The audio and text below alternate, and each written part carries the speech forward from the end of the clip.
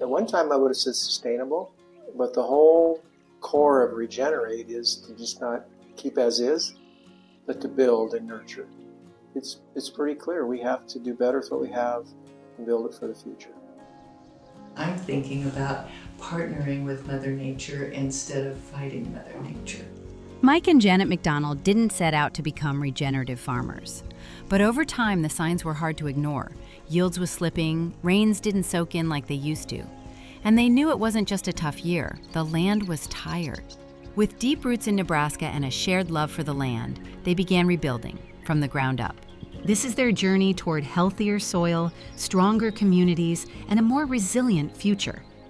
We're both lifelong Nebraskans. So she's from Scottsbluff, Panhandle, where it's very dry and high altitude. And then I grew up in central Nebraska by the base of Sandhills by Luke City. Both of us always had a deep love from our roots. We always had in the back of mind we want to do something to see if we can make something work. I'm just an outdoor girl. I like being outside. It's fun. That's kind of where I want to be. Before I retired from my job, I did a lot of travel, and the joke was, Mike, I'm in Chicago or I'm in DC. I've got one more day that I'll be able to live without really being able to see the sky, and then I've got to come home. So I think it's just a good fit for us philosophically. We feel a real spiritual connection to the work that we do. So I think it's just a connection that works for us. The key thing was 2011. Paul Yassa, Rogers Farm is just up the road by Eagle. It's one of the longest no-till in the state. He took bus trips to people to the Mother Lotus Soil Health, to Dakotas. So I met a lot of really good people, but I learned we were not doing a very good job being stewards. That realization sent them looking for answers, and they didn't have to look far. Through groups like the Nebraska Soil Health Coalition and No-Till on the Plains, Mike and Janet found a community of peers asking the same questions. It became evident, I think, to us that working with the soil, trying to make it use its own regenerative abilities, again, working and being good stewards of the land. For them, being regenerative meant helping the land do what it's meant to do: hold water, cycle nutrients, grow strong roots. They didn't want to just keep things going, they wanted to rebuild, to bring life back to the soil. That's why it's so important to me to make the difference that we can, starting literally from the ground up. Most people don't own their own land, and so they're not going to take risk on their yields, because the money's going to come from somewhere if you change your rotation, if you change the amount of fertilizer, because people pay and they expect a certain cash rent. And so if you screw up or it looks bad from the road, right or wrong, people talk. We don't approach it that way. You know the biblical principle of tithing? We try to give 10% back reinvestment of soil every year. Now, does that work every year? No, it's pretty tough. But if we look back every year that we invest in that soil, and when you have tougher years, it's going to do better. It's like you and I. If you don't start saving $1 here, 5 years, it's never going to happen. We have a farm 12 miles south, 105 acres, and then we have 93 acres 4 miles that way, and then we have 23 acres here. They're all three totally different. This is tougher ground. We grazed it. Every year we drill annuals and perennials, and then we tried wheat, we tried beans, but it's just too shallow, and there's just too much tough soil. So this, we have purposely been intentional on pollinators, habitat, planting annuals like oats, buckwheat, things for habitat. Creating pollinator habitat was part of thinking long-term about biodiversity, resilience, and keeping the whole system, plants, soil, insects, working together. The bottom field, Hooper Creek splits it in a third, 2/3, so it's a very good bottom ground. And that one, we want to build soil. So beans, corn, a cereal, and then we're starting to do a forage. So a 4-way, I'd like a 5-way. And if I could get rid of beans, I would, because there's no residue. Building their soil was just one example of a bigger shift, moving from short-term fixes to long-term thinking. For Mike and Janet, regenerative agriculture isn't just about sustaining what's there. It's about building something better.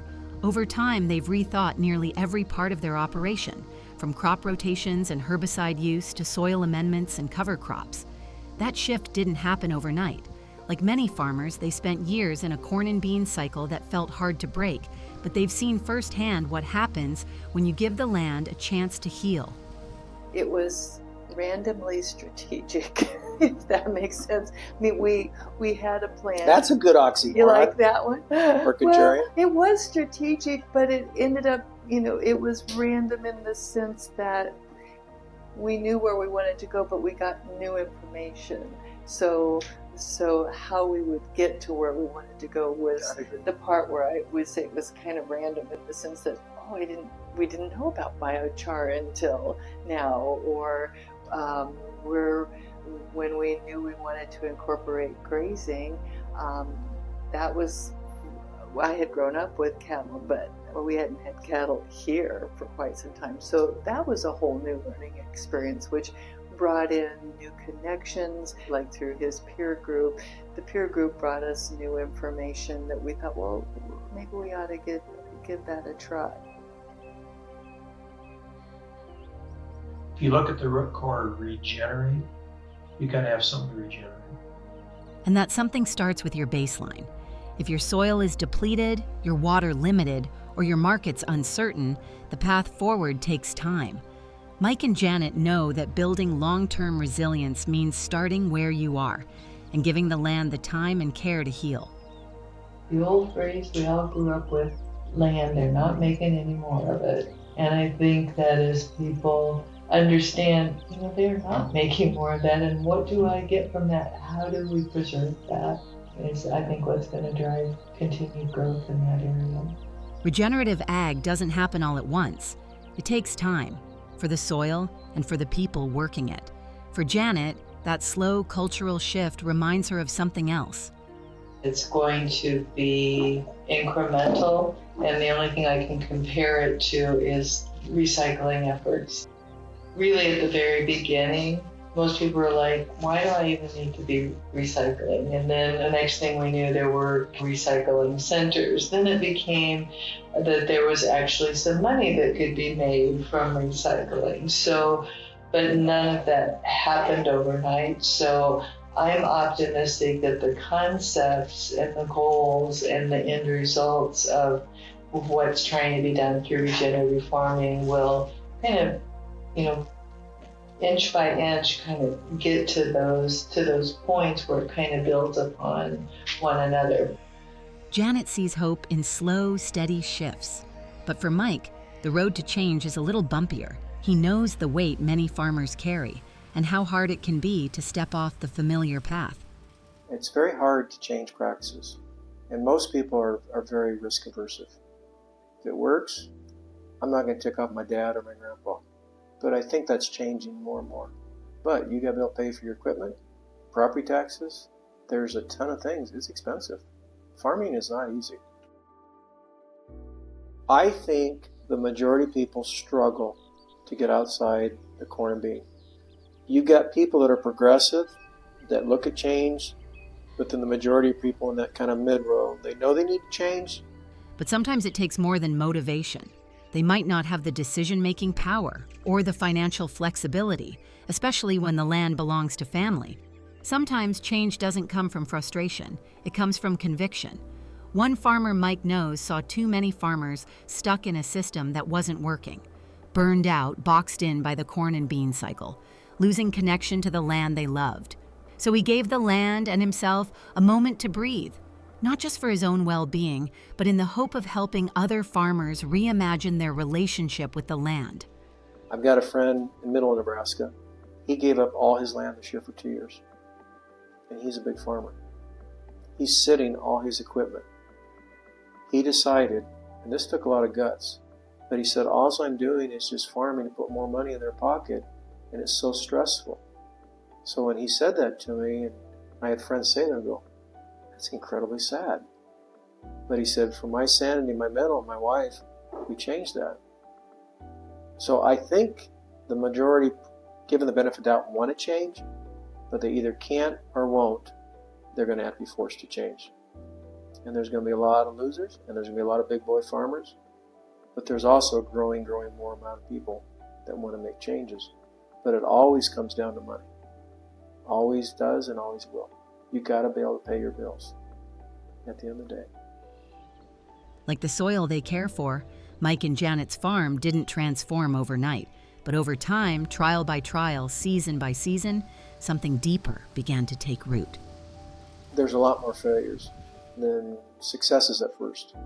And I truly believe it takes 4 to 5 years. Your soil is shocked. It just can't shift from having so many pounds of synthetic fertilizer to shifting it to having to work on its own to produce more. It does take a while. If you have livestock, if you have manure, you have ways you can crank up the soil, then you can shorten that. But it takes a while. It definitely takes a while. I don't think that farming a farm was ever our end goal. What's been fun has been the process. Every year we learn something new, and we want to try something new. We fail on something new, we try something again. So I think that it's an overused term, but it truly has been a journey, because I think, as you said, each year has been different in a good way, because we've either failed and learned from our mistakes, or new information has become available. I think it's just been the fun of learning and trying to try new approaches. For Mike and Janet, success hasn't been a destination. It's been the willingness to keep learning year after year, and they'll be the first to say it doesn't happen overnight. But for farmers feeling stuck or uncertain, they offer this reminder. Change isn't easy, but it's worth it. You don't need to have it all figured out. You just have to care enough to begin. Start where you are and keep going.